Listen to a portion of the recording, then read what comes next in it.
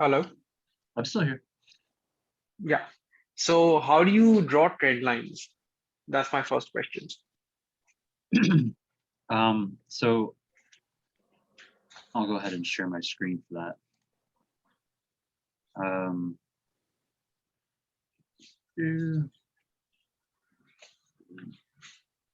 So people draw trend lines all sorts of different ways, but you're asking how I draw trend lines, right? Of course. Okay. So when I draw a trend line, I'm typically not entering a trade based on it, unless my price is right outside of the trend. Okay. And so because of that, I'm not drawing a lot of trend lines to begin with. What I do is I draw trend lines for gauging the sentiment of a particular asset. So it gives us an idea of how the trend is doing. So Okay. if it's going up, we're drawing a trend line to gauge the steepness of it. For example, you can see my chart, right? Yeah. Let me hide the volume profile because it kind of skews the price sometimes. And let me go to a higher time. So here's a trend line that I would have drawn. Okay. And I wouldn't have drawn it until the price left. So it has to hit a low and then go to a new high. That qualifies it for a point for me to be interested in gauging sentiment. You see how like it dipped and then it went to a new high ultimately right there.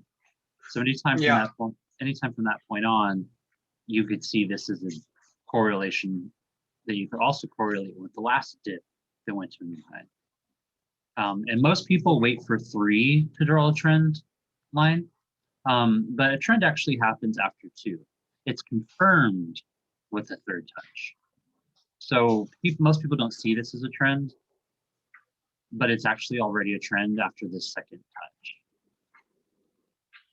Okay. You mean the second dip buy? Well, I mean, if you think about it from an NFP perspective, there's no touches. And if you were to draw an imaginary line from here to here, it has 2 touches. That's the first touch, that's the second touch. Okay. And most people wouldn't see that as a trend yet, but I promise you it is, and it's a tradable one as well. It's a low risk, high reward tradable trend. But other than that, you never want to rely on a third of anything, and more importantly, anything after that is just a bet, if not worse. So trends are ultimately very useless. However, if you got into a trade for one reason and you're wondering if you should get out, like for example, if you would have bought here where I would have advised you to buy before it started even breaking out, because it's a low risk, high reward. You have the reward way up here to get back up to its norm where all the volume is. Yeah. And so you could buy in this area with a very low risk for a very high reward. And with that logic, you would have bought that bear flag looking thing, and then you'd be wondering, where do I sell? And so there's that point A and that point B. So now you have a trend, and so now you know at least you could sell some. With my logic, you would sell some when it broke this. Oops. Let me make this line a little thicker for you. And so until that line breaks, you would not sell. And then so right here, it created a new trend. There's a low that went to a new high, but this isn't a low that went to a new high. However, this is a low that went to a new high. So on a different time frame, this would be a hiccup, and it would just be dip, rally, as one fluid thing here. Like you could just look at this on a different time frame to see it easier. That would not be a trend because this did not go to new highs yet. So you would not mark the same yet. However, this did go to new highs here. And so you have Yeah. this dip that goes to new highs and this dip that goes to new highs. So you can at least trend that. And you can continue these lines as far as you want. And then once the price breaks this line, I discussed this in my taking profits early video. Once the price breaks this line and sustains the movement below, that's where you will look to close at least 50% of your position. And so Yeah, I remember that bit. you'd be on high alert right here, and then it sustained it right there. And so you'd be looking to close. You don't necessarily have to close, but shrink your stop losses or something. And that's how I would use trend lines for my benefit. And see, it respected that other trend. It didn't even touch it. And so this one's still intact, but this one's no good. You could keep it for consideration, but it, just that you wouldn't obviously want to make a trade based on it. And so where most people go wrong is they buy back after they sell. Oh shit, I was wrong. I shouldn't have sold. And it rallies because of that. However, you don't want to buy back right around where you sold. It's pretty low on it. And this is point in case right there. If he would have chased this back up, he would have been taking this again. Okay. But for now, that price is still respecting. And so other than this, I don't really use trend lines in the way that most people do anyway. And so again, here it broke it, but it didn't sustain below it. So I wouldn't have sold on this time frame. And then finally, on that next 2-day print, it broke it right there. And so I would have sold some here. And then again, you don't buy back where you sold. And so you wouldn't have bought this. And then you would have been happy exiting where you exited. Is your first exit? Your first exit basically it's right here, wasn't it? Well, if you didn't move down. Yeah. Oh, so that was there. And then the other one would have been there. So you got out at 9,800. You only have 25% in. And then it dips all the way down to 5,000.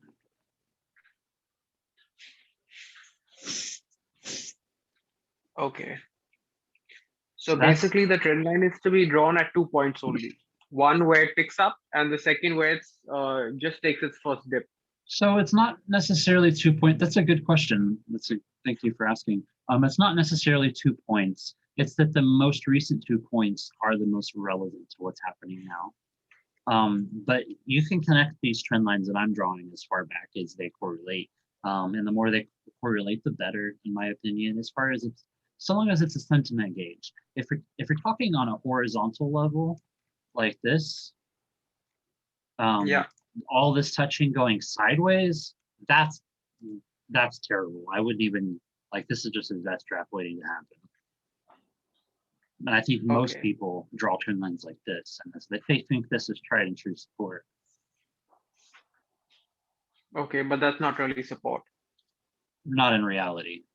Sentimentally, it could be, but liquidity-wise, no, there's not a lot of money lined up to buy this. Just the average money for the day. Stand out for a year, you know what I mean? Yeah. So it's like a daily average of liquidity. Nothing special. Nothing to want to buy at that level for. Okay. So trend lines basically aren't that important. It's basically just to gauge sentiment long term, like for a larger time frame. Yeah, or the logic also applies to smaller time frames. It just means way less, but it still applies. Okay.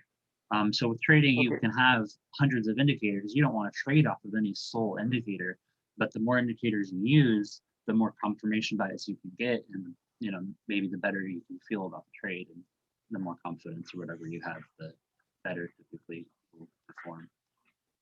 Yeah, usually the indicators, as it is very they follow the trend. They don't make the trend. Yeah, exactly. They lag. Yeah, they lag, exactly. Yeah. So my second question would be how to determine what is a good trade to get into from signal catcher or trend reversal. Because plenty of them. Like there are 10, 20 of them. So how do you determine which is the good one? What's a signal catcher in trend reversal? It's the two groups you have. Signal catcher? The signal alerts? Yeah, the signal alerts. Oh, okay. So the signal alerts are letting you know what coins have prices falling down into their zone to enter a trade at, or up into their zone. So those are typically going to be better than any blind reversal catcher. That's just because the reversal catcher is AI, and then the signal alerts are, handcrafted by me. Okay. So that's a creation of your own. The reversal catcher is a script that I developed. It's actually in its early phases. It seems to do really well already, so I let people use it. But I want to do a lot more with it before I have it as like a paid feature. But ultimately, it's going to be a pro feature because of how great it is and how continuous it is. But it's still significantly under development. So anyway, and then whenever you get a notification from the signal alerts, what is it? What's it called? The breakout thing. Oh, it's the breakout thing you're talking about. I thought you were talking about the signal alerts. No, the signal alerts I'm aware of. They come automatically, but I was talking about these the breakout watch and the reversal catcher. Oh, okay. So the breakout watch requires a little bit more thinking, so it makes sense that you would want some help with that. So the breakout watch is also automated. However, it's based on a more simple premise of reduced volatility. So you simply are looking at consolidation at whatever time frame is specified. Okay. And so consolidation is typically continuation. It doesn't mean that it can't go down first, but consolidation is an agreement of price. So if you are in a bull market and you see a not low volatility, what's it say? I rarely look at that alert. Breakout watch. Yeah, so it's basically just letting you know about a big move coming, and that's because volatility moves like a wave. And so whenever you have the lack of volatility, it just means that eventually high volatility will come. And so when it's alerting you on whatever time frame, you just hop on that time frame. So we may as well look in the past. Let's look back. I'm going to go back to May 25th, and I'm going to look on the 4-hour breakout watch for RLC at 7 p.m. on May 25th. Yeah. So RLC is the key. 4-hour. And then May 25th at 7 p.m.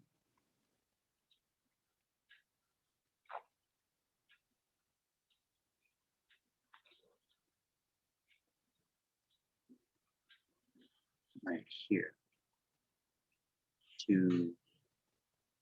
So in between this and this.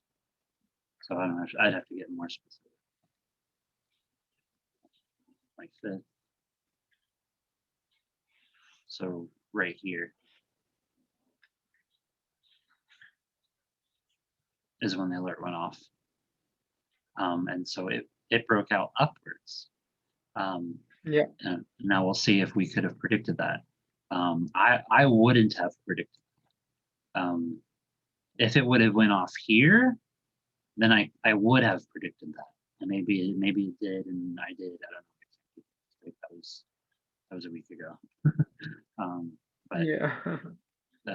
as far as that goes, I would not have traded thinking this would happen. Would I have traded thinking the opposite would happen? Because it doesn't tell you the direction, it just tells you that, a breakout coming. Would I have shorted it when the alert went off? Yeah, I would have shorted it and I would have lost money. So I'm glad Glad I didn't trade that.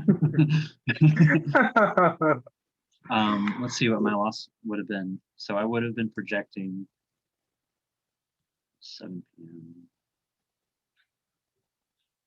So I'm just gonna project losses to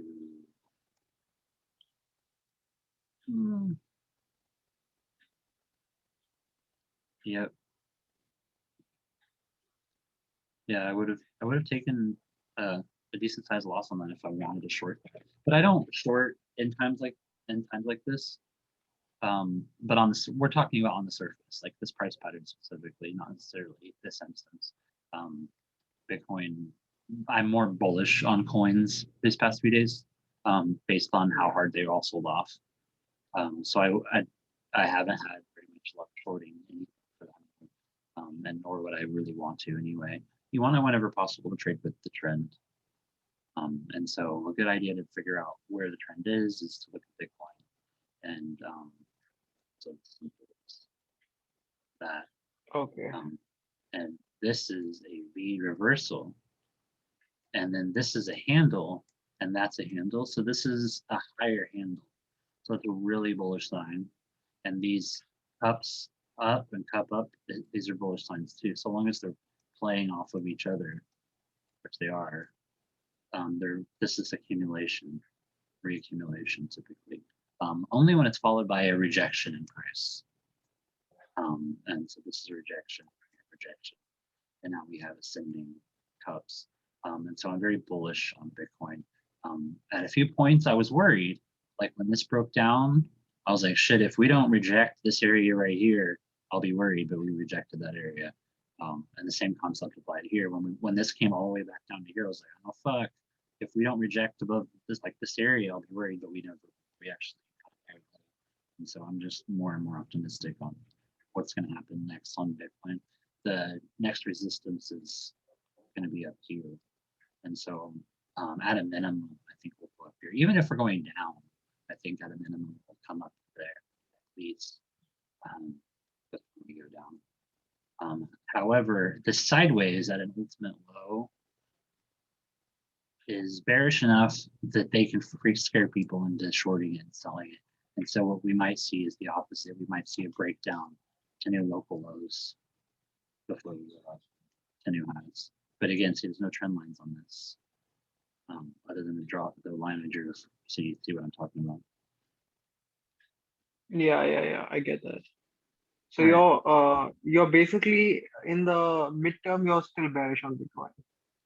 Well, I think everybody has different ideas of what midterm is. So I'm an intraday trader. So midterm to me is like days to weeks. Is that what midterm is to Like, you? okay, yeah, same. Like, I have the same philosophy as yours. Short term for me is probably a day, midterm for me is a week, and long term is probably a month. That's my time frames. Yeah. I, what happens is I can have a feeling and then still talk about what I see. And so midterm, yes, I am bearish on Bitcoin. This isn't the Bitcoin that we know and love, and it's going to take a lot of repair to undo all the damage that we did to this pricing level. Yeah, for sure, man. Like Like, this whole range is just fucked. yeah. No matter what happens, I'm never going to be super bullish on Bitcoin until we go past with like more than a couple candles worth. So like here, like at 77, then I'll be like, okay, yeah, Bitcoin's super bullish. But the way we just destroy these prices with confidence and increasing volume, this is at a minimum distribution range. And so I think the most bullish case for Bitcoin until further notice is probably going to be it's going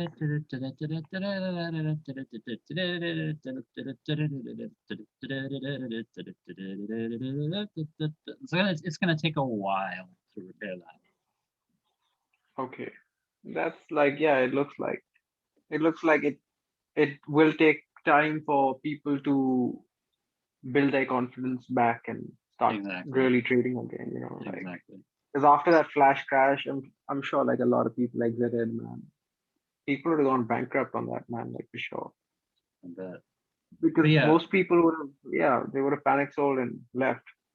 I will say that this reduction in volatility the past 3 or 4 days in comparison to the downside, that does show a strong suggestion of bullish reversal on the midterm. But we can't say that yet. It hasn't been confirmed to happen. The moment we have upside volatility, we want to trust it because it will fucking fly. Okay. And we're And coming from a upside zone volatility. that, Yeah. sorry, go on. No, I'm sorry. You go. The volatility is the size of the candles. And so see how they're massive red candles and then the candles got smaller and now they're green. Yeah. And so volatility tends to fluctuate from high volatility to low volatility to high volatility. And so we see a low volatility here. And then if it's high volatility, oh man, I need to spread this out. I can't give enough detail. So here it's low volatility and then high volatility and then low volatility and then high volatility, potentially. So candles go from small to big, small to big. And so once they get small, we're going to look for a big move in either direction. Okay, they can go either way. Yep, it could go either way. And so that's why I'm not telling people to bet the farm at this level. However, the people that bought in this level because of me screaming well, hold on. The people that bought in this level, we bought we averaged in with larger and larger orders right here. We even had a couple more orders waiting right there that didn't get filled. But we caught that bottom. And I bet a lot of people caught that bottom. And so right now, we're just wondering if we should take profits or not. This is in your spot account. This is in anybody following my signals account. Okay, but you used spot for this kind of trade, or? I had a couple on spot. Most of my money was on futures just because of the leverage. I keep my money individualized, so it's not like all together. And so most of it's on managed leverage positions. Okay. But other people bought this just because they like buying red candles. Like the people that pumped this, they're the people that stopped this bleeding too. Okay. The people that pumped this probably dumped this, and so they're basically playing slinky with themselves. They're pumping, dumping, pumping, dumping, and that's just how they can move their money in and out the most efficiently. Is if they're swinging the markets back and forth. If they weren't trying to move the markets, they would not be able to move all the money they need. And so we're just anticipating, okay, well, they move the markets down, so they'll probably move the markets up. I'm also anticipating this, this 49 to 59K range being enough to send it all the way back down to new lows again. Okay. Because in my opinion, the short coming up, once we get back into the zone, the short coming up will be a better trade. Trading in this, I don't know why I'm circling it. Trading in this area when the price gets back up to there, which it will eventually, will be a better trade than buying this now, anticipating it to go up. I'm not saying that this isn't a good trade too. I'm just saying that the short is going to be a better play at this point. If you would have bought where I was telling people to buy, I even told the public where to buy. So there's no, if you like, I don't know how long you've been following me, but I told people to buy this before it happened for months. If you would have bought there, then you could very easily just want to hold at least 50% of what you had bought down here. But from here, the risk reward is a little bit worse. Straight up. Yeah. Let me see what. Yeah, if you were to buy here, your risk would be down to new lows at a minimum, and I wouldn't want to sell that either because I think this is a really nice area for even more bounces. And so your risk would be just. I don't know. I guess you would have to keep your risk way trimmed up because you wouldn't be able to have a logical stop loss. To be more of like a scalping kind of thing. And these kind of double doji things stop people out all the time. So I don't know, maybe like there. And so that's almost a good enough risk reward ratio. Um, Yeah. So but I the wanted to volume ask, doesn't like, support it at all. okay, yeah, volume are low compared to the previous days. So now that you bought on the dip, like you were saying, the zones get invalidated. Now that you bought, the wicks is what you bought down there. You bought, and the prices went up. So now, do the zones where you bought get invalidated because they stuck them? So I'm identifying imbalances in liquidity. So when the price enters those zones, those imbalances are no longer there. Okay, so the next time it won't bounce from there, though. It can, and sometimes it often will, but we do not rely on it. There's enough options in the market that we look for the setups that are more reliable, which are ones that haven't filled those imbalances yet. Okay, okay, I get that. Okay, so when we're dollar cost averaging into the daily trades, it can be significantly different depending on the time frame, and sometimes the price, the lowest price that we put, it may not hit, uh, it may not hit that point. So in your, so where the stop losses are, like supposing it doesn't hit the buy price just above my stop loss and the next one, how do I circumspect this situation and yet end the trade in a day by making maximum profit? What's the situation? The situation is that suppose if my biggest buy order doesn't get placed or my second biggest buy order doesn't get placed, my percentage profits right now are high, but You my mean you mean filled? profit is low. Yeah, it's not getting filled. Oh, okay.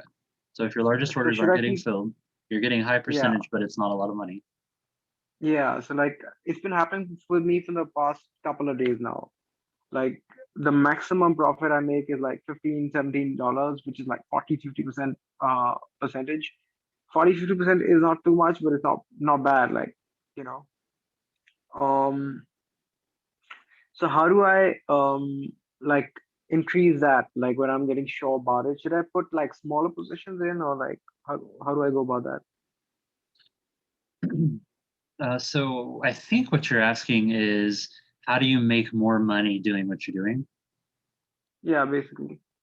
Um, that's an answer that I won't be able to give you a conclusive answer on. That's something that I mean, if you're going to trade for the rest of your life, you're going to spend the rest of your life trying to master. I can give you tips. A lot of it's going to come down to gauging the sentiment. That's how you're going to know when you want to be more or less aggressive with what you're entering into.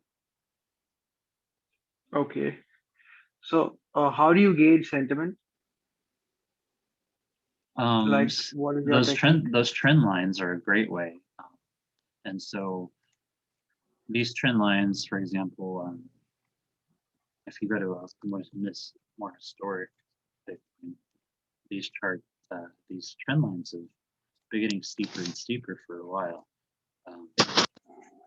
So you know,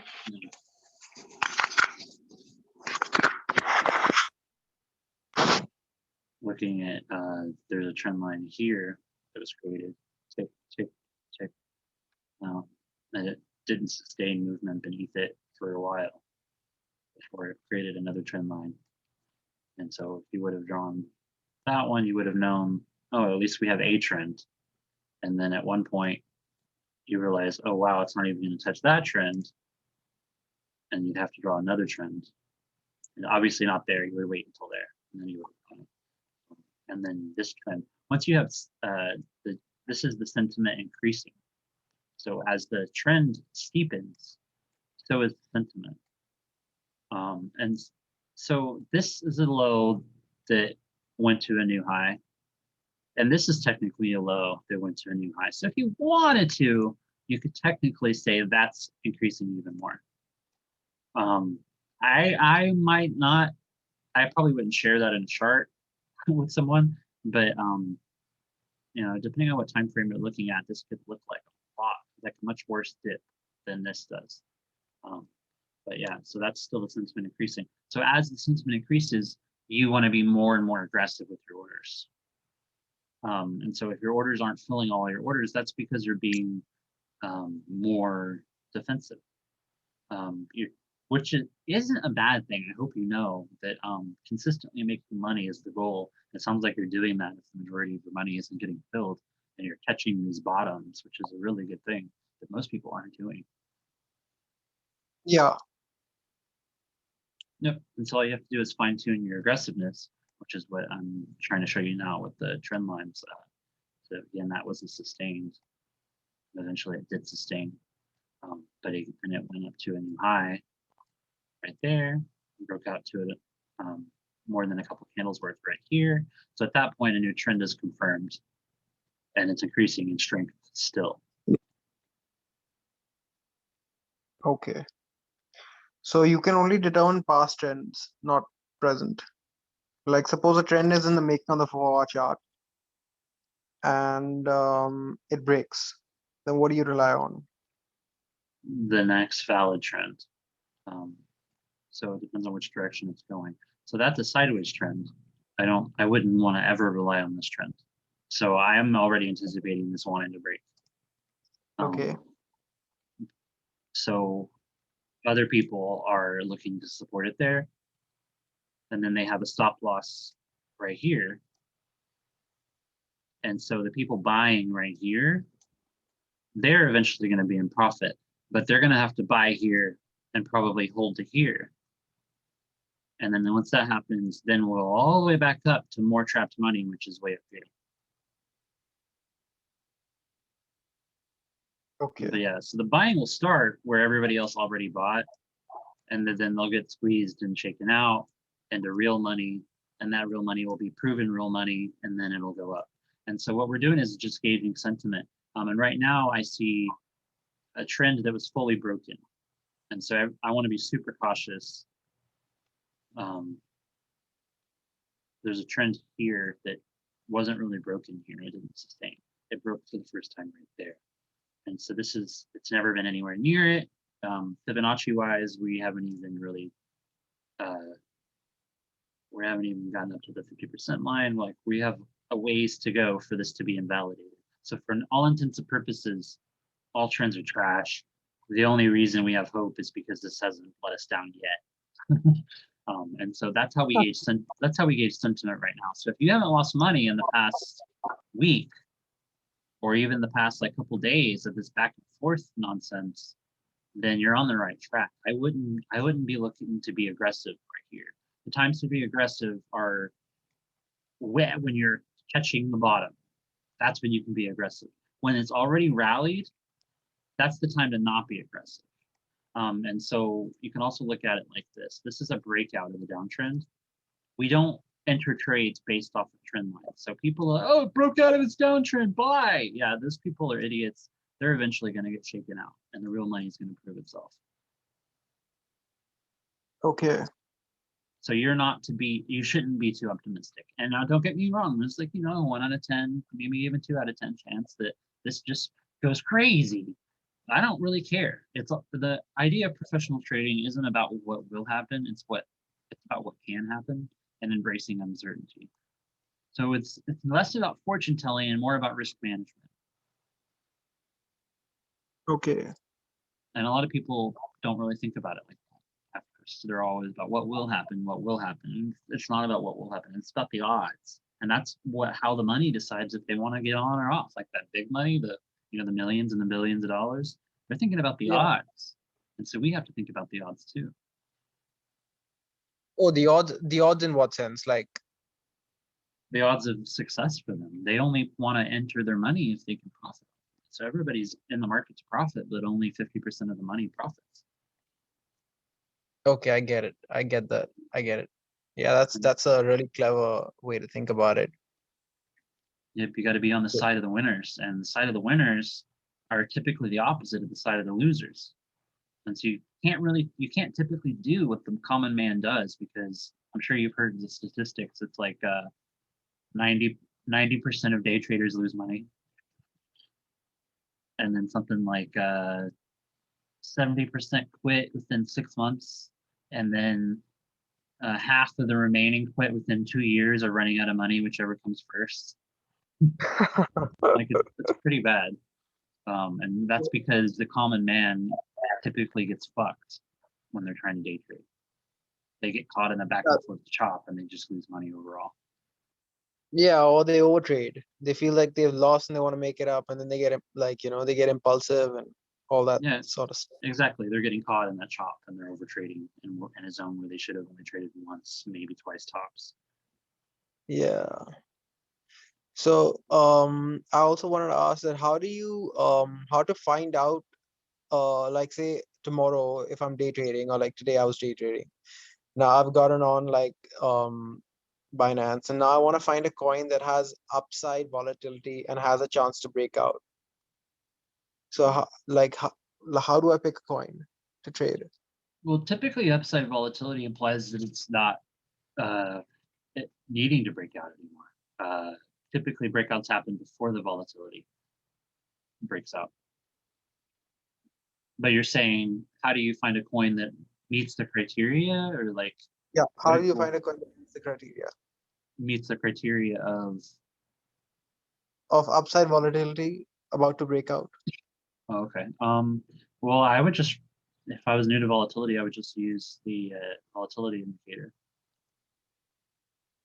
Let me hide this other indicator. The volatility indicators on TradeView? Yeah, you can also just use the ADX. That one's even built into Binance. ADX, you said? Yeah, but TradingView is also on TradingView also has this one, which I like a little bit more because it gives a little bit more detail. Okay.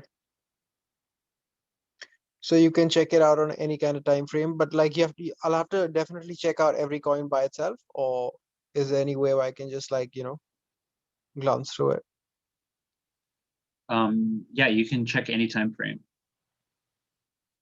No, like say now there's a list of coins that I track on TradeView app. And to find out their upside volatility through the ADX tracking ADX indicator, I'll have to check out every coin individually, right? Yeah, of course. However, there is one I don't know, caveat to that. I don't know what you want to call it. If you only wanted to check out one, you can just look at Bitcoin. Bitcoin. I hate to say it, it makes no sense, but I think there's just so much money in Bitcoin. And what is there? Nearly three-digit trillion, two-digit billion. I don't know. There's a shit ton of money in Bitcoin. What is it? 3 trillion, 700 billion. Yeah. There's a bunch of money. And so it has enough money to influence the rest of the markets in crypto. If you're just talking about in crypto, right? I'm only talking about crypto. Yeah. So Bitcoin, and I mean, you can also, I kind of think of like Ethereum as the optimism, and Bitcoin is the reality. Okay. And in a perfectly trending market, Ethereum being optimistic is good enough for altcoins. But in a bearish market, Ethereum being optimistic is just keeping this from falling over, probably. Okay. So my next question would be like, how to think like beluga and trade like beluga. What is the emotional state of beluga while trading, and what does he tell himself when he's down in a trade? Like down in a trade, like of course that means like a larger time frame, not an intraday, because I'm sure he'll close it by the time he's down. Well, first of all, I don't think I really finished answering your last question about volatility. Oh, so we can continue with that until we get to this. Yeah. Your question wasn't just about how to find high volatility stuff. You wanted to know what to buy that is high volatility, right? Yeah. Yes. Or what to enter a trade. So the idea is you want to trade coming from a reduction in volatility. And so see how there's this line here at 20? Yeah. Hold on. It's coming down. Maybe I can thicken it. Yeah, there you go. Now do you see the line? Yep. So when it's coming from reduced volatility, it's easier to want to trust. So when you have a volatility coming from reduced volatility, those represent potential entries for you. So here we had low volatility into high volatility. And so you could potentially, or let me zoom in more on this so I can mark effectively. You could potentially look to enter a trade to the downside right here. It wouldn't have been too effective and you would have had to take profits early. That would have been an option. Here it's coming from almost downside volatility, not downside, almost reduced volatility. It's at that line and just underneath it. And so you could potentially look to enter a continuation to the upside right there. And then again here, this is low volatility. And so there you could look to enter a short. And then low volatility, so you can look to enter a long. And so this is the 4 hour. It's not going to be perfect. It's better on the daily, of course. But in result, that looks like this. So you would have bought here. So if you would have taken profits early, you would have made money. You would have shorted here. If you would have taken profits early, you would have made money. Or if you would have held on to your stop loss, you would have eventually made a lot of money. You would have shorted here. You would have made a lot of money right there. You could have bought here. Again, you could have taken profits early, or if you would have held to your stop loss, you would have eventually made a little bit more money than you did last time. Not last time, but more than you could have. And then the next option hasn't came yet. But it looks like here pretty soon, maybe even the next day or two, we could have that next increase in volatility. And if it's red, then we can short it. I would only scalp it. I would not want to hold as it falls and a short, but like at least to here. So we could like, if it starts to increase in volatility and drops, you could enter the short right there with the stop loss right there and short it down to new lows and then close the majority of your short at new lows. That's just a really good buying opportunity for a lot of people. Yeah, that's true. So basically, this is actually a really helpful thing, in my opinion, because this gauges the accuracy of making a good trade quite well, isn't it? Yeah, you're right. And it's one of the reasons I charge for teaching this. It's Yeah, really so good information that they don't really teach much in textbooks. I don't know of any website or book that teaches this kind of stuff. yeah, and it makes perfect sense because when the volumes of any kind of trade towards the upside or downside pick up, that means that there are a lot of buffoons sitting there, and they will, they will buy it or short it at any price where they think, okay, this might make money. Exactly. So And with all the in money that they have to manage, because, it's all about yeah, liquidity to them. it's the bandwagon effect, so to say. Yep. They try Everybody's to, jumping on it. as soon as they can convince the majority, then they can reverse it. Yeah. But Um. they don't necessarily So, have to reverse it. They just want to continue on with their agenda. And so you can look at like the weekly for their agenda. So their agenda, they bought a lot here, took profits here, bought a lot here, probably took some profits here, bought a lot in this area, probably didn't try to take profits here and failed, probably bought more here, took profits here. So this is where they last bought. Other than that, they were buying down here. And oh, so we should be very uncertain right here. Yes, we could have optimism back up to this trapped money, but for now we're in indecision. If you look at this on Fibonacci, we're somewhere around the 50%, I'd imagine. yeah. Yeah, we're right at the 50%. This represents nobody fucking knows. The only people that know are the people that cause this. And even they are like, do I know the market as well as I think I do? Like nobody truly knows. They just have a feeling, and the people with a lot of money have a greater feeling. Yeah, it's a guess game basically. Yep, and that's even the professionals that are managing billions. they still have to be careful. That's why you have shit like the GameStop stuff happen. They're not managing the risk properly. Yeah, that's for sure. So do you think we can go back down to that buying area where those people bought last time? I- Wait, let me yeah, check the yeah, for like sure. $10,000.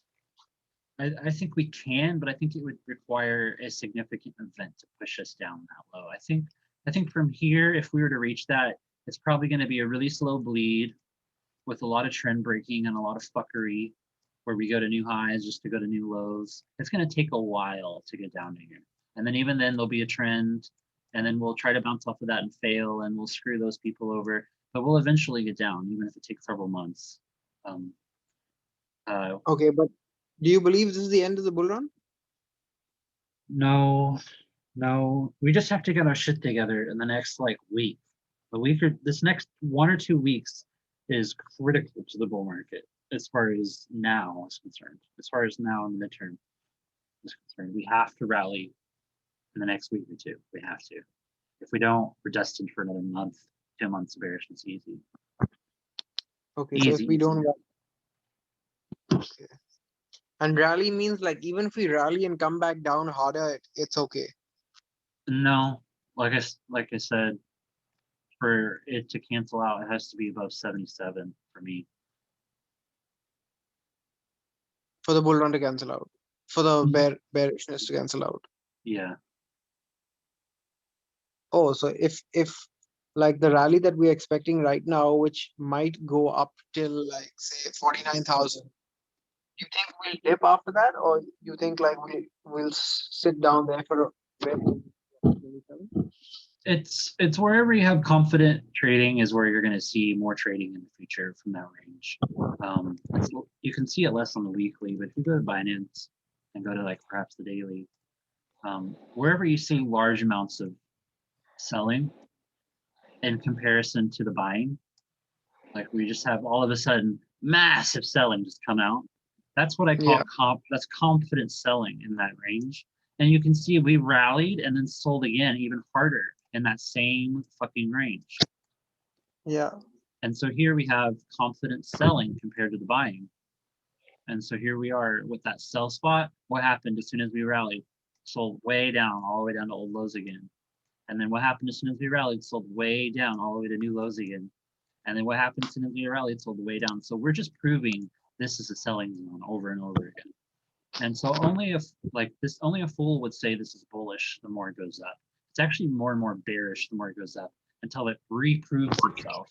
And it won't prove itself anywhere around this range. It has to go up even higher.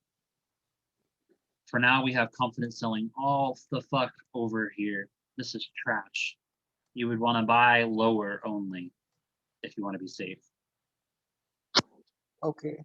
But do you think we'll get that opportunity in the next few weeks to buy even lower than those zones? We could. I think if you want to be optimistic, now's your chance with a very tight stop loss and looking to take profits early, somewhere around 49.5. But I would not buying more. I would buy a little bit and stop loss out here, and then start buying more the lower it goes from there. So I just have one buy and one stop loss somewhere in this range, or it's even a couple buys in that $1,000 range, and then the stop loss, and let that bleed out, and eventually that'll break down, and then fill your buys, and then reject it and come all the way back up. But by that logic that you're painting, I mean, then the bull run is over. Yep, this, like I said, the next 2 weeks make or break this bull run. Oh, so you mean in the next 2 weeks, it either goes above 77 or it's done? Honestly, I think in the next 2 weeks, we're going to see this pattern not be a rally anymore. That'll be completely negated, whether it be up or down. This will be insignificant in less than 2 weeks, obviously. And we will know if this has the potential to go above this level anytime soon. Within 2 weeks, we're gonna have our answer of what's happening in the market. I can guess that we should be optimistic. We're at a relative low and a massive uptrend. There isn't much resistance here. I can guess that we can be optimistic. We can easily make our way up to new highs just to crash again to new lows, just to make our way up to new highs. We could do that. I'm just saying that this isn't organically bullish anymore. A lot of people got fucked over it. A lot of people are going to be apprehensive about putting a lot of money on again. I think the good times are over for a while. I've been saying the good times are over ever since this happened. Okay. As soon as we broke that big trend, I was like, well, whatever happens from here is just going to be fuckery. And that's all we've gotten is just a rally and crash. Yeah, that's true. So basically, like, you don't think like we're extremely bullish after 2 weeks? No, we're already not extremely bullish. This shouldn't have happened. We're going to need new money to enter to take us to new highs. Why would new money enter when it's getting uglier? Most money is stupid. That's why it's new money. Why would they enter after a trend break? They're seeing how awesome and beautiful and gorgeous it was for the majority of the time, and that's why they got interested. By the time they got the confidence, it fucked over their ideas of what was happening. So why would, oh yeah, it'll probably continue now. Maybe they think that. And, that's all that, but I think all we can really anticipate is a rally and another $1,000 or so. Somewhere in this, that's our swing range to the upside. And I think our swing range to the downside is somewhere like that. I think in the next 2 weeks, we're going to play into this zone one way or another. I get what you mean. Somewhere in the next, I know that's not 14 days. It's almost 14 days. We're gonna be in this zone, or we're gonna have touched this zone in the next 14 days. Okay. Yeah, that's actually quite a fair statement to make, man. Considering how badly we've crashed, I think like nobody would want to, like, the new money would be scared to invest right now. Like you and I might even do it with tight stop losses, but a lot of people who come with that hodl mentality, they just want to buy it and forget about it. But I don't think crypto is the kind of place you can buy and forget about it. It's really not. You can see what happened after this V reversal and the sideways at a lower, and that was in a much greater uptrend, and we still broke down. And so we're in more of a downtrend now, and we reversed, we're going sideways at a much lower high. And it is not. Yeah. And I mean, that doesn't mean that it can't keep going up. After a significant sell-off, it can look ugly as fuck and just keep rallying. We saw that in Bitcoin for a long time. Here else, I can damn near circle them from the distance. Every time there was a sell-off, it looked like shit. And then it just went up, and went to new highs at least. And then there's a massive sell-off, it looked like shit. And then it went sideways, it looked like shit. And then eventually it just defied all odds and went up to new highs at least, all the way down to new lows again. And so that's just over and over again. And it'll look like crap. Like, why? Like, right here even. Everybody sees this as a bear flag. And so all that happens is they short it, which creates all the liquidity they need for the billionaires to long it. And so then up it goes. And so everybody sees this as a bear flag. And so I think worst case scenario is we go down into this range temporarily, just squeeze shorts back up to eventually new all-time highs. It might not look that good, but so I think, yeah, if we get back down to this area, we could very easily get squeezed to all-time highs again. But for now, I'm very, very cautious. I was very bullish for 5 months. I was telling people to buy in this range. And so that would have been fucking great if you listened to me. But after this rally, that's too much of a risk to average in all that. Like, I don't know what. Yeah, for sure. Because all the orders that were placed there, they've already been filled. So like it's an empty zone now. Yeah, I mean, it's not necessarily empty. People have put new money on, but yeah, the imbalance is no longer there. And so we already had the reaction to that imbalance. We'd have to average in from 44% away before it would make sense. And you could do that with anything. You can literally choose any stock or coin in the world, and well, not any coin, but any high volume thing, and get away with making money averaging in 44% away. That doesn't take a rocket scientist to tell you that would be a good idea. It's not noteworthy. It's not tradeworthy. If it's not, jump out at you, then it's not worth doing. And in the case of Bitcoin, since it determines the gauge and to know how aggressive to be, you want it to be. You want it to be jump out at you. You want it to be, oh my God, bearish, or oh my God, bullish. That's when you want to be doing the trading. And so when we were first bouncing from that zone that I gave 5 months ago, Yeah. when we were first bouncing from that zone, this was the time to be, oh my God, bullish on altcoins and averaging and aggressive as fuck. And then again, when we V-reversed and went to new highs from the old downtrend from the last one, you would want to be aggressive as fuck as soon as we went to new highs. But what happened is we shook out. We didn't actually do anything from the new highs. And so you would immediately tone back your aggression and be more cautious. And then here we rejected new highs again. So you would want to tone back your aggression and be more cautious. We're not giving those bullish signs that we were earlier on. Right here, that was 10 out of 10 reasons to be bullish because we were waited five months for this zone. And then this, you know, this maybe like 5, 6 out of 10 reasons to be bullish right here. Once we broke out to new highs, coming from that zone we waited forever for. But once we didn't do anything from those new highs, all the optimism at that point should start to fizzle, at least the way I trade. I give it all the reason to be optimistic, and then one by one it ticks away the optimism I have for it. And just like Bitcoin has done the past few days. And I said that would happen, you know, like this shit evolves over the course of several days. You know, you don't just stay bullish forever or stay bearish forever. And I was super bullish right here when we first had that thing, and then when we created that awesome V bounce and the higher handle, I was super bullish, especially when we went to new highs. But now I know I'm repeating myself. I'm sorry, but it's very important to think about this sort of thing when you're gauging sentiment, to know how aggressive to be in your intraday trading. Yeah, that's true, man. Like if it's not really bouncy, then there's no point getting into it, you know? Yeah, exactly. You want money to be flooding in. Otherwise, you can only buy new lows. That's a good rule of thumb. If new money is not flooding in, you should only be buying new lows, period. No matter what it is, any chart, if you find the low, draw a line, only buy beneath it. Whatever time frame you're on, whatever chart, only buy beneath, unless volume is pouring in on the rally. And in this case, volume is reducing. So there's no reason to be optimistic right here. You can make a guess with decent risk reward management. You know, you could buy with that much risk and look to take profits early in this area or maybe this area. Hell, maybe even that area. Who knows? But yeah, you can buy that, and I'll tell people, hey guys, you know, there's a high chance that we go up, but it's not like a trade that I'm like looking forward to making. And more importantly, since this is Bitcoin, I don't think a lot of altcoins are naturally going to be bullish if Bitcoin doesn't hold itself together. And so at this point, I would not want to. I'd be happy that I just wasn't losing money.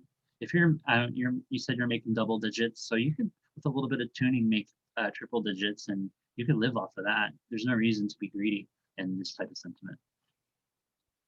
Yeah, for sure, man. Like I don't mind making the triple digits after a while, but at least I'll keep my double digits safe and in the pocket.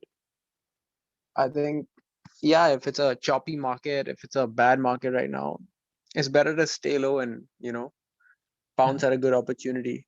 Why to get greedy on a daily basis? I mean, all I'll do is lose more. That's about it. I think that's a good way to think about it. Yeah, well, it's not all you'll do is lose more. Over time, yes. But, you know, you can make money for days or weeks, actually. So, Beluga, I wanted to ask you that how to think like Beluga and trade like Beluga. What is your emotional state when you trade, and what do you tell yourself when you're down in a trade, like a long time frame trade, naturally? Well, you mean what do I tell myself now, or what do I tell myself when I was learning how to trade? Those are two very different answers. So I don't mind hearing both. Well, I think anybody will tell themselves anything when they're losing money, just to rationalize the pain that they're feeling. But now, as someone that, you know, doesn't typically lose money, if I'm down, it just means that I'm about to be up a lot, or I'm about to take a risk worth taking. So when I'm down, I have no fear, because I know that I'm down for a reason. And I have accepted the outcome of both results. I could either take this loss that was worth the risk of taking, or take a very nice gain. Those are the only two outcomes for a well-managed risk. Okay, so how do you manage risk? That's a question I think we had to discuss for sure. You got to think in ratios. And like I think we already discussed, from new lows, which is where the logical people will be buying below 30K, this is a 50-50. So that's a pure gamble buying here. That's why I'm not like jumping from joy saying, guys, buy, because it could take us all the way down to 30K before we actually run again. Yeah. I think if we were going to run, then we need to do it. We need to start moving like soon, like in the next couple days, for sure. Even if it's more sideways, we need to start moving. So this does not meet the risk management criteria. This is a gamble. It could go up or it could go down. It's just not worth it. And so all I'm doing when I trade is I'm looking for good risk reward ratios. So the trapped money here is anybody that got caught on the flip side of this dip. So pretty much all of that money is trapped. And so support is down here. So you're risking to there to make it to here. It's another gamble.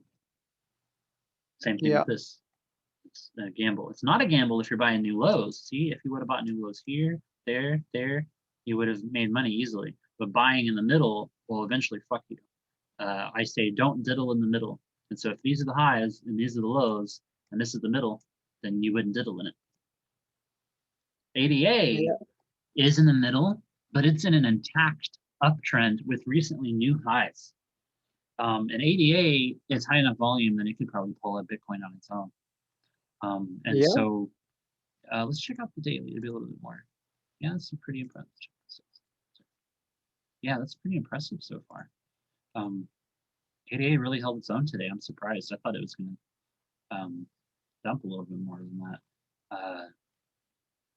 For now, we could still go to, we could trend out and go to new lows eventually. So I'm not super optimistic about it on the smaller time frame. But if the next couple of days are bullish, ADA will get its shit together too, and it could pull up the rest of the market the way it looks. Moving on though, always thinking of risk reward ratios. Again, you wouldn't want to buy this until new lows, and so risk reward wise, this is not a good trade to trade currently at this current price with these current levels. Some people like to draw those.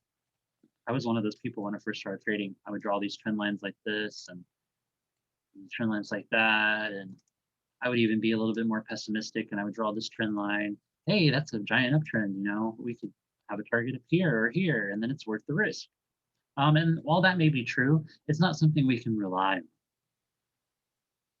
And I think that's where a lot of people get caught up on, is that they confuse themselves between feelings of hope and perception of like predictable reality. The predictable reality is we can only really crawl to new highs. Anything above that is way less likely. And you can see that, here's new highs. We went above it, we rejected it. Or not rejected, but we went back down. We went to new highs, we went back down. Here, that's a new high, we went back down. Technically, this is a new high right here, we went back down. So these new highs typically just give us to new lows. And so, in my opinion, the optimism should end here. Anything above that, you're stretching. It could happen, and there's probably a 50% chance that it could happen. It could go all the way to there, but you don't want to bet on that. And so Beluga would still pass on this trade, even though it's possible for it to come up to here. I wouldn't even want it. I get you. I get what you mean. It'll be more of a gamble than a managed trade. Yeah, there's a lot of lottery tickets out there, but it's not a well-managed entry. Typically, the well-managed entries are always going to be new lows. And so if you like algo, and this is the low, where do you want to buy it? Anything lower than that? Well, you got your wish 4 months later, boom, and now you're in profit. Yeah. But what I But do see you think? here is not new Yeah. highs, not new highs. And so there's not a bunch of trapped money up here. So we're overdue for new highs on algo. Yeah, that's true. But maybe it's lost like momentum, the coin algo. Possibly you could look at the higher time frame. Yep, it's possible that we dipped for a while. We've dipped long enough that we could see the end. Again, that's going to come up to Bitcoin. If Bitcoin can get its shit together or keep getting its shit together, then I think we'll see new highs in algo super easy. If Bitcoin can stay optimistic, I think algo could very easily go to new all-time high. Yeah, that's for sure. Bitcoin doesn't have Shamoon, but if it can just stay optimistic, I think that it could do all it needs to do pretty quickly. This is just the distribution range at worst. They're doing it pretty well. There's no reason we can't keep going up. And then for any reason at all, we'll not go to that old low that everyone was waiting for. And we'll just, rally really hard. That's all it takes is the forced reaccumulation from us not going as low as the market maker thought. And he's like, oh shit, I got to rebuy it quick. Yeah. In which case this whole zone will become a buy zone. As soon as, as soon as the price gets chased up, then people will be looking to buy in this level. So for now, it doesn't look too good, but we're coming from new lows. And in the past, all the time we went to new lows, we went up, and we're not coming from new highs. And so there's no reason to think we should keep going down. The time to think we should keep going down was here. And the way that we bounced all the way back up told me right here that, nah, this doesn't have much dump potential. Not that I would have bought it. And then there we go. We went to new highs. And then here, that's a higher low. And it wasn't until Bitcoin started scaring the crap out of everyone that we went down to new lows finally. And even then, we're holding its own. Either way, I wouldn't trade this. I would move on to the next one. There's a lot of coins that are, if you have optimism, it's a great trade right now, and it's worth the risk. But it's more than just risk reward ratios. It has a lot to do with the overall sentiment. It's very similar to stocks. You could have a company that's really good, it's even profitable, but the share price just doesn't make sense. Like, just fundamentally, it doesn't make sense. It doesn't want to do what it needs to do until the market as a whole, the stock market as a whole, has to want to swell before money starts pouring into these stocks that make sense. It's very similar with crypto. We should go up, but it won't happen until the money as a whole wants to go into things. Yeah, I get what you mean. So Alice would be a great, Alice is another great setup with higher highs overall to higher low. There's no reason we can't go up to $20. We're currently at 7. I don't know what the risk reward ratio on this is, but it might be worth it just to hold to new lows. No, it's not. It's almost worth it though. To get to new highs. I think even Lena has a good risk to reward ratio. I was checking it out this morning. It didn't look that bad. The problem with telling people about risk reward ratios and when to trust them and when to be optimistic, well, it's not a problem. It's something that I have to have you pay special attention to. Is it applies really well and it works really well, but you don't want to be the contrarian managing your risk. You want to manage your risk with the trend. And so on a different exchange, Lena might still be in an uptrend, but as far as Binance is concerned, it's still dumping. And so while this might be a really good risk reward ratio, you're correct. Just holding to these new lows, getting to these highs, that is a good risk reward ratio. However, you saw what happened the last time you went to new lows. It didn't even go to new highs before it went to new lows again. And the same thing here, it went to new lows, barely went to new highs before it went to new lows again. So we're in a trend that we wouldn't want to necessarily swim against. While the risk reward ratio may be worth it, and if you had insider knowledge, then definitely buy it. But from a common perspective, since this is only a downtrend, I would not want to be optimistic enough to put enough money on this to be worth focusing on it. If you like the coin, by all means, this is a good opportunity for you. But I'm just seeing increasing sell volume. I'm seeing, failed highs, lower lows, downside volatility only for the most part. Right? I wouldn't be too optimistic on this. But yeah, you're right. It is a good risk reward ratio on the surface. And so once it's a good risk reward ratio, wow, am I blurring my words? Once it's a good enough risk reward ratio, then you can move on to other aspects of the analyzation, like we just did. Yeah, you see why I say this, because see, the fundamentals of the coin are quite good. It's like synthetics, but on Binance Smart Chain.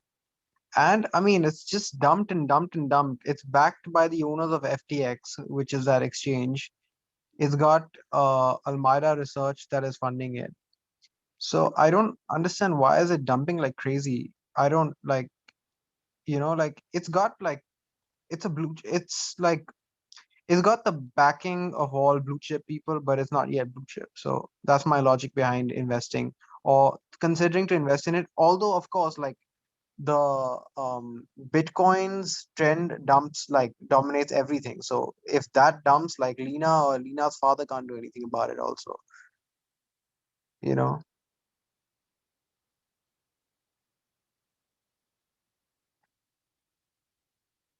Yeah, I hear you. That's just crypto for you though. A lot of stuff shouldn't dump and does dump. That's why you never really want to put too much money on anything. Crypto. I'm looking at the market cap and it's a lot different. I'm wondering if this is because the market cap isn't including the oh, there's the FTX one. I didn't see it before. It's the USD pair. That's why. Oh, okay. So see, what I see here is Lena's overdue for a massive move up. Yeah. Yeah, on this exchange. On other exchanges, not so much, obviously. But if so what we would do is look and see which exchanges are dominating the volume.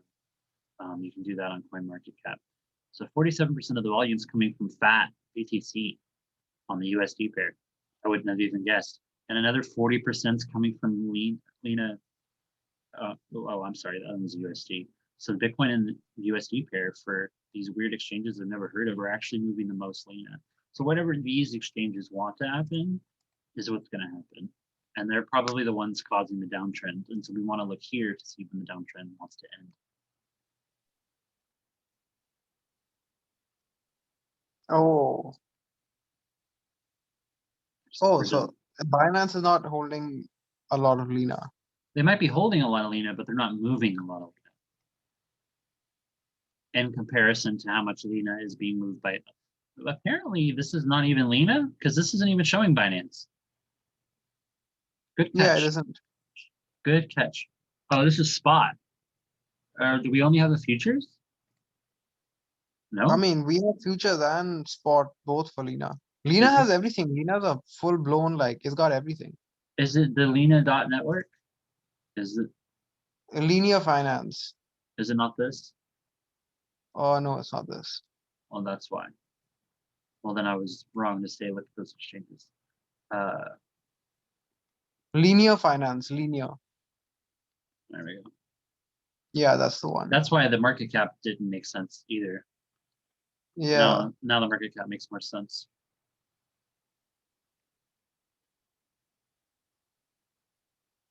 I mean, the market rank is 252 and the market cap is decently high, but the price of the coin is very low. So Binance is dominating it for sure. Huobi has a little bit in it. If they're optimistic, Binance probably will remain optimistic. But Binance is deciding what's happening with the BUSD and the USD pair.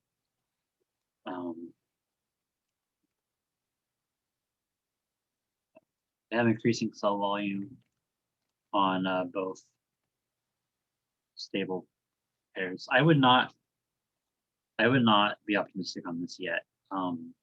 If you want to buy it, only put on the money that you can afford to lose, because when you're in a downtrend this strong, it only takes one more whale to say, okay, fuck it, and just boom, crash.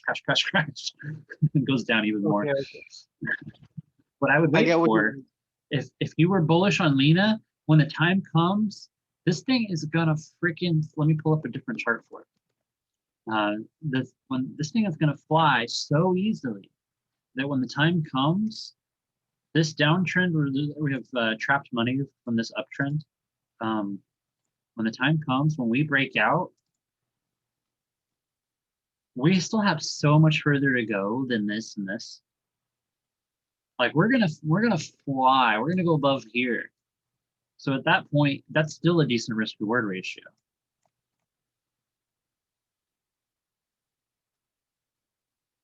If we're going up into the middle of this area, that's a decent risk reward ratio. But we're probably going to go to new highs eventually. If Lena's a good project and nothing bad happens about it, we'll eventually go to new highs if we start to rally. But until we rally, we'll probably just keep going lower. Okay. This isn't catapulation. This looks more like the end. This sideways is typically not resulting of the end. This doesn't typically result in the end. Okay, that means we're still in a downtrend. Yeah, we're still in a downtrend. The time to be optimistic is when it's being or potentially being or could be.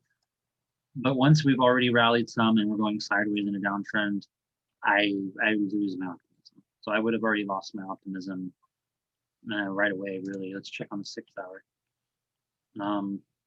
Yeah, I would have lost my optimism right away. I would have actually gained a lot more optimism if this would have went to new lows, but we didn't. Maybe on a different exchange we did. Going to new lows and then it wants to V again, I would get optimistic again. But until we're coming, that was new lows from, way back when. So you could be optimistic for this range. And so you have certain periods of any fluctuation where you can be optimistic of continuation or optimistic of reversal, but those periods don't last on this time frame. They're not, they're here today, on tomorrow. And so when I'm advising people, my perspective of something can change very rapidly.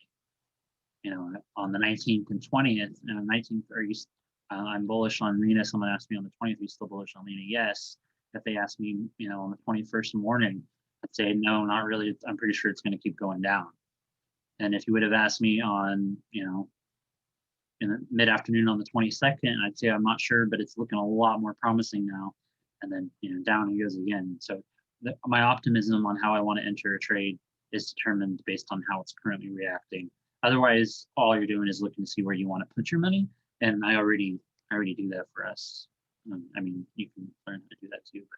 But, as far as being beluga, I'm actively day trading and I'm actively checking the charts for what to day trade and what to signal out to you guys. And so what I see is setups. I look for setups, and if the setup's good now, it's going to be too late for most people that aren't an active trader to take it. But they see it 2 hours later, the price has already moved, or hell, half the time might have even been invalidated because I'm trading on such a small time frame that the setups I find are sometimes on the 1 minute or the 5 minute, 15 minute. It doesn't even take 2 hours by the time you get to your computer for that whole thing to just have been derailed.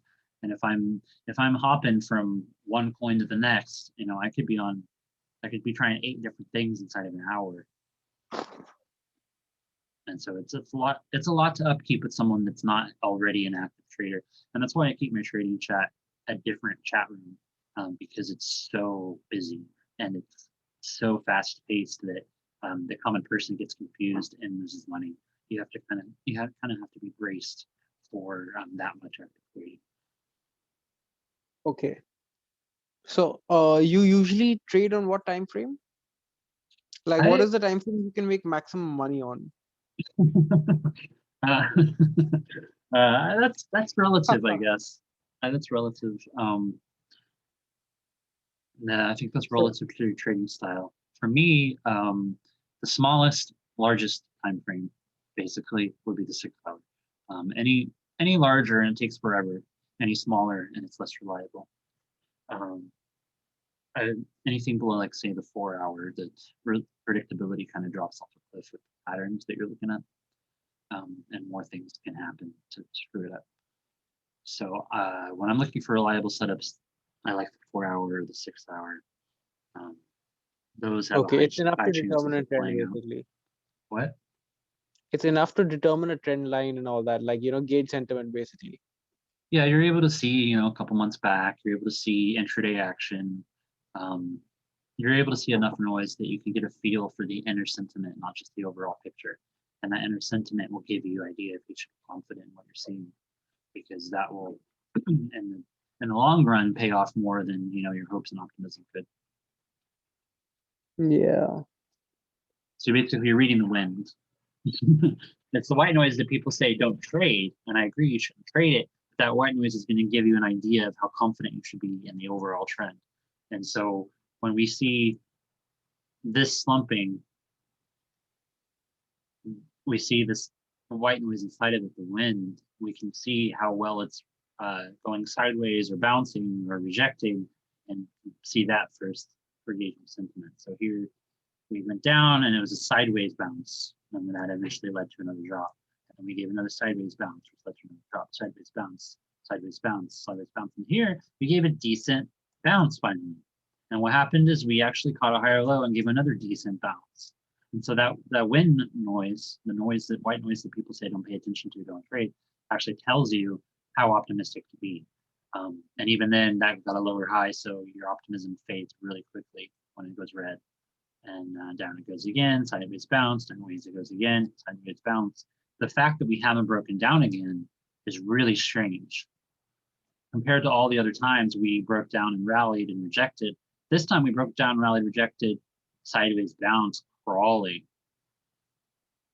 Like, what I think is this is really weak, but in the future it still could be the bottom, but it's not a bottom that we want to bet on.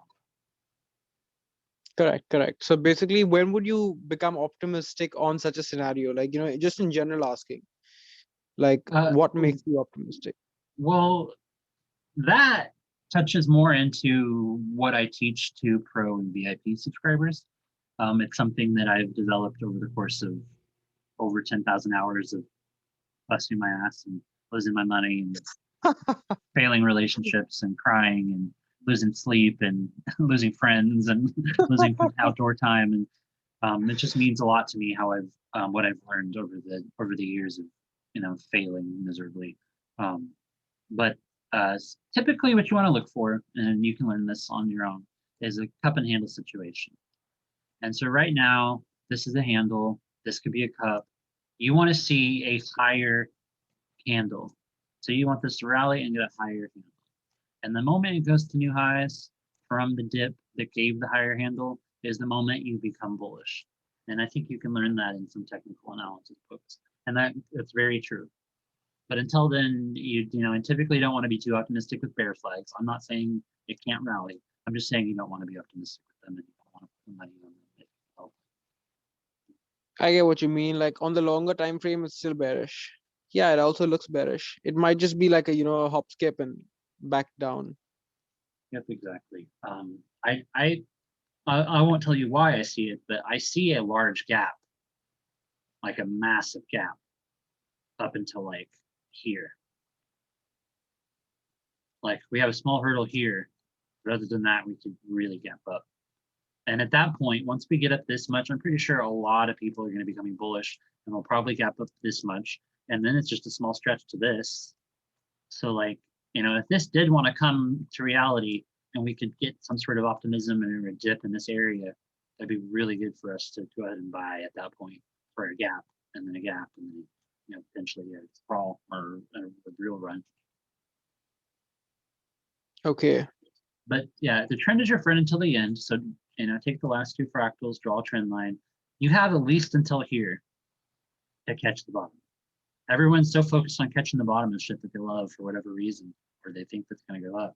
But the bottom, while it's not going to spend forever in the bottom, you will see it coming. Mm-hmm. And so it's going to be like, this is a 6-hour candle, so there's 4 of these a day. So in the morning, it's going to be like, boom. And then mid-afternoon, it's going to be like that. And then you're like, shit, should I buy? And then it dips. And you're like, okay, I'm glad I didn't buy. And then you go to bed and it's like this. And you wake up and it's crawled to new highs. And you're like, shit, should I buy? Midday, it starts to dip. And you're like, okay, I'm glad I didn't buy. And then, you know, maybe you go out to eat and you come back home and it's already caught a higher low. And now you're wondering if this is where you should buy. And that's where I'd start to tell you, you know, yes, now we took out this level and we dipped and we're potentially getting higher low. You know, volume starts pouring in. That would be a really good time to be optimistic because people love trading breakouts. They're fucking idiots. So, you know, as we get closer to this line, it's more and more likely to break it. And the more we break it, the more likely it's going to keep breaking it. So it's a really fun trend to be on ahead of time for. The time to be optimistic is before the breakout, not after the breakout. And that's where a lot of people go wrong. They wait for the breakout, then they go all in. And sometimes, you know, maybe 1, 2, 3 out of 10 times, they might even get lucky and make money overall. But typically, it's a really bad idea to buy after the breakout. So you just see that breakout line and you know there's no chance in hell that it's going to break that easily. Because even if the smart money wants to go up, they're at least going to be able to take profits, let it fall naturally, and buy back even more. People shorting it and all sorts of stuff. Yeah, for sure. But you can definitely, as it gains momentum and as it's getting higher lows and higher highs, you can become more optimistic. The time to not be optimistic is at a fresh low and then going sideways and barely going to highs.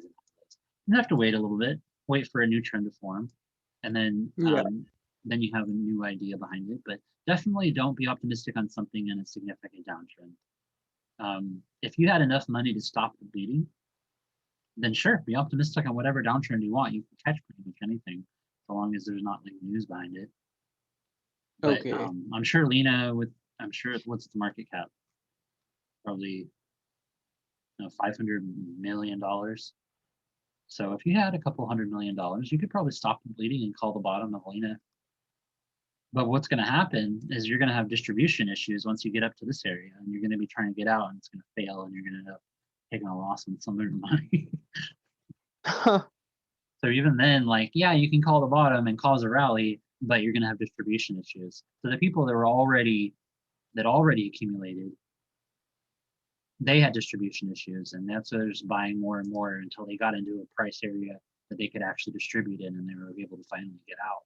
But somebody else actually averaged in there, and they bought back in even more, forcing those people to buy back in, and then we pumped. And at this point, we pumped ridiculously. So anything beneath that was just people getting out for break even, and now there's people taking a loss. And so I think a lot of people want to buy this, they just don't have a reason to yet. And I wouldn't give them a reason to until, you know, these downtrends break. Once that happens, we can really fly really quickly. But, you know, we do have this pivot area to work on. And so that's just what I do, but I do it on a second by second basis. Like I typically spend less than 5 seconds on each chart that I'm looking at. And I'll typically do it on the daily if I'm looking for 6-hour moves. If I'm looking for 1-hour moves, I'll do 6 hours. If I'm looking for 1-minute moves, I'll look on the 5 or 15 minute. So since I check the markets the most for you guys, and so I'm typically looking on the 6 hour. That's just because the daily doesn't give me enough information. And so the 6 hour is what I do most of my looking. So new lows bounce, V reverse, got a resistance up here. That's a 1-to-1 risk reward ratio. Ignore all these drawings on every chart from any sort of lesson that I've given typically. This is an intact uptrend though. I really like ADA. I think worst case scenario is new lows before new highs again. Algo, we just discussed. The Alice, we skipped from an Alice to this long. Again, this is coming from new lows, and really, if you think about it, that didn't even really rally. It has reducing volume on this, but it's not really significant sell volume here. I like alpha as a trade. There is going to be a little bit of resistance here, and that would be a gamble to try to take profits here. But if you're willing to average in to new lows, I think that this is a good risk reward ratio, and I'll see if I can confirm that. No, it's not. Damn it. It almost is. Yeah, it's not. No, it really isn't. It looks good though. I have high hopes for alpha. It should sharply reversed. The resistance is really up here for the most part, but since we have to average in the lows, it's not really worth it. However, Yeah, however, if we can buy below 76, 75 cents area, then the risk reward ratio is probably worth it. It just isn't worth it up here. Yeah, that's true. You're right. Anchor is just all over the place. It's an overall uptrend. I don't like how wishy-washy it is. You see this back and forth. It doesn't really do Yeah. anything. That's really good for day trading, actually. However, it's not very predictable. So you could be really good day trading this back and forth trend for days, and all of a sudden get squeezed to high hell. All of a sudden get squeezed to hell the other direction. So like, while the chopping back and forth is like a really, what's the word? It's a great dream to have. Typically, it's only attractive until it fucks you over. And so on the surface, this is awesome. These swings, these tiny swings intraday are awesome. But like I said, they'll eventually screw you over unless you're averaging in from new highs and new lows. They'll eventually screw you over. Hell, even if you would have averaged in from new lows, I would have given up on this son of a bitch about right here. And it still went lower. It still went lower before it bounced. So, and that's just because those were the real lows. And then even that, I would have given up on that son of a bitch about right here, and we still went lower. So this is just a real screwy Yeah. coin. So on the surface, Yeah. it's real great, real nice chop. And you can buy low, sell high over and over again and tell all your friends, no, we're going to get rich with Anchor. And then this happens. You lose all your fucking money. And so Yeah. I look for that sort of thing. I'm on the surface, I would love that. But if you look deeper into it, that's just a money trap waiting to happen. You know, how that happens, I would assume, is from somebody dominating. So one or two people are with a lot of the dominance of the coin, have the most of the coin, they're able to control the market. So they can rug pull whenever the hell they want, and they can pull the roof off of it whenever the hell they want, and that shit happens. That's the thing about altcoins. A lot of them are dominated by just a couple of people, because the market cap is so much smaller, so there's less whales involved. That's true. Yep. So you do this as a full-time thing, Beluga? You trade crypto? Yes, 16 to 20 hours a day. Okay. And before that, would you like trade stocks and all that? You've always been a trader throughout? No, I've been in stocks for years. I started trading in 2017. Crypto. I started day trading in 2017. I was paper trading since 2015. And no, I started crypto in 2018. Well, Oh, technically, I started in just November 2017, but I didn't really, take it seriously enough until next year. okay. But do you believe in crypto? Like are you like the believer in crypto, or you don't give a fuck about like what it really is all about? Both. And huh? Both. Okay, both. Yeah, I mean, I think crypto is the future. It's not going anywhere. There's a lot of money standing in its way. A lot of dinosaur money that doesn't want it to happen. So it's going to be a bumpy road, a bumpy, slow road, but it is the future. I think crypto is like the internet times computers. Oh, Like and you feel like in terms of what could happen to the world, how much money can go into it. I think it's like the internet bubble and it's like the computer bubble, which still isn't popping. It's crossing finance, which is something that will never go away, with technology, which is something that will never go away. And I think that crypto is something that will never go away. It just serves too many purposes. However, most coins are shit, and they're not going to last. okay. Do By you think there's last, a I lot of mean like they won't continue to uptrend. huh? I said by last, I mean they won't continue to uptrend. They'll probably exist. They won't continue to move. Yeah. But do you think there's a lot of dirty money parked in crypto? I think that's just one of the better excuses they have for hating crypto. If you think about Yeah. it, there's way more dirty money parked in fiat. Well, should we ban fiat? You can pass That's cash from one criminal to another. It's fucking paper. yeah, yeah, for sure. They're just For sure, grasping man. at straws. But yeah, I'm sure there's criminal money in crypto. So what? There's criminal money in anything. Yeah, but who do you think are like the big hot the big boys in crypto? Like, you know, like there's big boys everywhere. Like, who do you think is a big boy in crypto? Vitalik? Yeah, developers and then people that were already rich and learned about supply and demand, like buying low, selling high. But other than that, not many people are crypto rich. They're just developers and people that are really good traders. Okay. And the really good traders could be the Goldman Sachs and all that, or you're talking about like, Oh yeah, they're good traders, but they're typically using a really small position size with their crypto, like 1%, okay, always less than 10%. I don't know of any really high level professionals that are deep in crypto, other than people that are specializing in crypto, in which case they're not the standard legacy professionals that people look up to. okay. And what do you think about this Michael Saylor buying in crypto and Elon Musk and all that? Do you think that's a fugazi? But it probably happened. I'm sure Mike Saylor loves Bitcoin. Doesn't mean he doesn't want to take profit on it and buy more lower. Okay, that's a fact. That's a fact. I'm sure he has a permanent position that he will not reduce, but I'm sure he also has like a an intra-week position that he fluctuates through. I mean, when you have enough money to control the market, you can make easy money just by being a market maker. You support new lows and you resist new highs. And you make easy money doing that.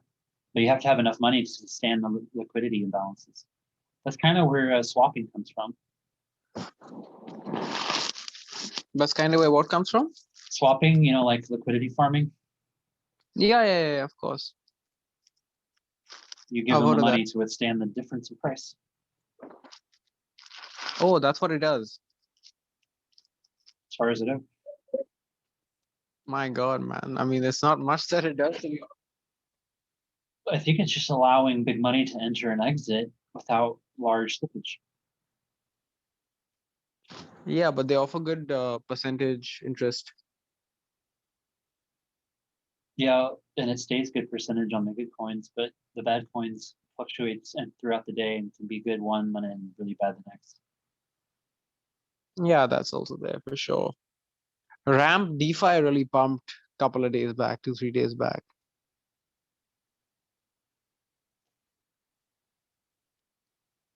Yeah. And so, but yeah, most of my life as beluga is just the boring scanning the charts. Once I go through a couple hundred, then I go to a different time frame and review the couple hundred again. If I typically check 3 to 4 times a day, and so the 6 hour is good enough. If I'm checking more than that, then I'll go to the. If I'm checking any less than that, it'll be the daily. But I have a watch list that I check more than once a day. So either way, anything looking at the daily or greater would be pointless to me since I'm looking at the chart so often. Really, the hourly has all the detail, but if I haven't looked at the 6 hour since like I woke up or something, then I'll do that to refresh myself. So Beluga, how long do you plan on continuing trading? Like, what's the future plan, bro? Well, at one point I thought that I would get so good that I wouldn't have to trade, and that was really before I loved trading. I loved the idea of making money. It wasn't really personal. Um, now, now I see myself trading for the rest of my life. I won't be an aggressive trader for the rest of my life. Eventually, I'll be forced to be a market maker. Okay. And when that comes, it's basically retirement because it's no longer actively trading. You're just checking orders once or twice a day. Okay, then you'll hire people to do it. I suppose I could, but I'm the type of person that would just do it myself even when I'm 60, 70 years old. Yeah, I mean, it makes sense, man. You spend so many hours perfecting the art. Why not, like capitalize on it? Yeah, and they're just mouse clicks. I can do that from the beach anywhere in the world. Yeah, for sure. That's for Not- sure, man. I'm not tethered to anything, just the internet, which is basically my cell phone when needed. Yeah, you don't need it. Yep. So, you started like trading in college? So my aunts gave me stock when I was born and every year for my birthday, and I hodled Okay. it for 18 years until I could legally sell it. And I sold it at the worst point that I could have sold it at, and that kind of Okay. that piqued my interest in wanting to learn when is the right time to sell.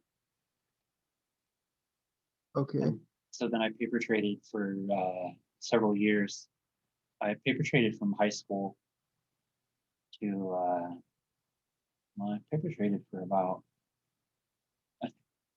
8 or 9 years before I really took it seriously. It wasn't until 2017 that I decided to do it full time. Oh wow. So you were paper trading, and at that time, what were you doing as well, like on this, like alongside paper trading? With paper trading, it's easy. You just hold the shit. You just hold it because I was paper trading stocks, not crypto, obviously. Yeah, of And course. Yeah, I know stocks that. just grow and grow and grow. Sometimes they'll dip for a couple months or a year or two, but overall they grow and grow. They always grow. Yeah, but you don't require the focus and concentration you require in crypto and No, the way you're doing it now. not at all. But most people don't trade. Most people have a portfolio and they just hold. And so Yeah, that's that was my paper trading. Was I had a portfolio and I was just holding, and it was easy as fuck, which made it tempting.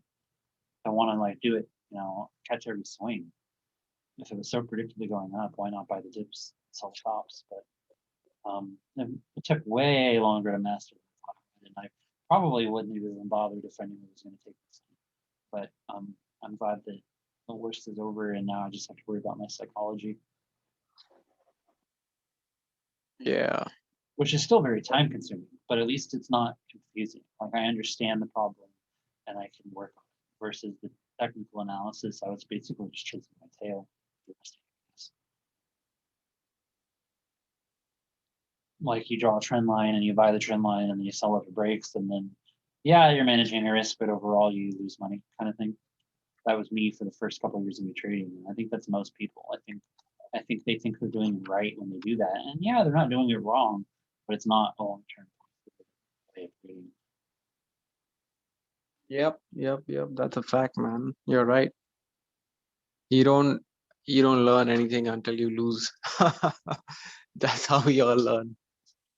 You learn that there's at least in crypto, you learn that there is no bottom and there is no top. Once you learn that there's no bottom and no top in crypto, your life is a lot easier. Very true, man. Very true. But anyhow, it's been a great call, man. We really discussed some great questions and I got some great answers. Really clarified all the knowledge, and thank you so much for your time, Beluga. My pleasure. Thank you for being patient with me. Yep, no worries. Catch you tomorrow.